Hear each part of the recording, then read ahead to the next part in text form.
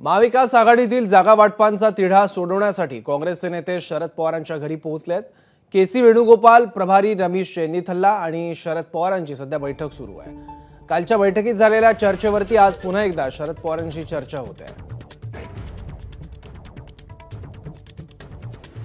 Silver ओकवर आता चर्चा होते आहे। केसी वेणुगोपाल आणि रमेश चेन्नीथल्ला हे शरद पवारांच्या घरी पोहोचलेले आहेत आणि आता जागा वाटपा संदर्भात चर्चा होते। अंतिम टप्प्यात हे सगळं जागा वाटप आलं, ही चर्चा आलेली आहे। आणखी माहिती घेऊयात शरद पवार यांच्या निवासस्थान असलेल्या सिल्वर ओकवरून आपला प्रतिनिधी अभिषेक मुठा आता आपल्या सोबत आहे। अभिषेक,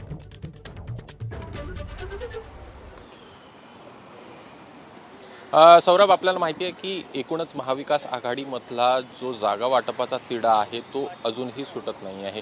एकूण जर का बघायचं तर 48 जागांपैकी 42 जागांवरचा तिढा जो आहे तो सुटलेला आहे। 6 जागांवर अद्याप ही चर्चा जी आहे ती आपल्याला होताना पाहायला मिळते आहे। एकीकडे शिवसेना जी आहे ती 23 जागांवर लढवण्यासाठी ठाम असल्याचं दिसतं आहे। सोबतच काँग्रेस असेल किंवा मग जे राष्ट्रवादी काँग्रेस शरदचंद्र पवार पक्ष आहे यांच्याकडनं देखील जागा ज्या आहेत त्या काही मागण्यात येत आहेत। यामध्ये दुसरी जर का बघायचं तर वंचितकडनं जो आहे वंचितला प्रस्ताव देण्यात आलेला होता तो देखील त्यांच्याकडनं फेटाळण्यात आलेला आहे। 4 जागांचा प्रस्ताव जो आहे तो देण्यात आलेला होता आणि त्यापैकी जर बघायचं तर एक प्रमुख जागा ही अकोल्याची आपल्याला पाहायला मिळते आणि ही जर का वगळली तर ह्या 3 जागा आहेत। ह्या 3 जागा कुठंतरी आपल्याला हरवण्यासाठी ज्या काँग्रेस असेल किंवा महाविकास आघाडीतले जे पक्ष आहेत ते या जागांवर कधीच जिंकलेले नाही आहेत अशा प्रकारचा दावा जो आहे तो वंचितमधल्या काही नेत्यांकडनं देखील करण्यात येतो आणि त्यांचं असं म्हणणं आहे की या हरलेल्या जागा ज्या आहेत त्या आमच्या कुठंतरी माती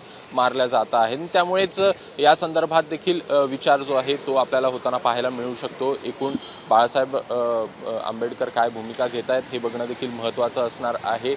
मात्र कुठंतरी त्यांना अधिक जागांची देखील अपेक्षा आपल्याला पाहायला मिळते आणि अशातच आज सकाळी जी आहे ते शरद पवार यांच्यासोबत बैठक होताना दिसते आहे। केसी वेणुगोपाल असेल, बाळासाहेब थोरात असतील किंवा रमेश चेन्नीथल्ला जे प्रभारी आहेत काँग्रेसचे ते देखील दाखल झालेले आहेत। मोठ्या प्रमाणात तिढा जो आहे तो कुठंतरी सुटत नव्हता तो आता अंतिम टप्प्यात आपल्याला पाहायला मिळतो आहे आणि थोड्याच वेळात नेमकं काय चित्र स्पष्ट होतंय हे बघणं महत्त्वाचं असेल। ठीक आहे अभिषेक, धन्यवाद या माहितीबद्दल। एबीपी माझा, उघडा डोळे बघा नीट।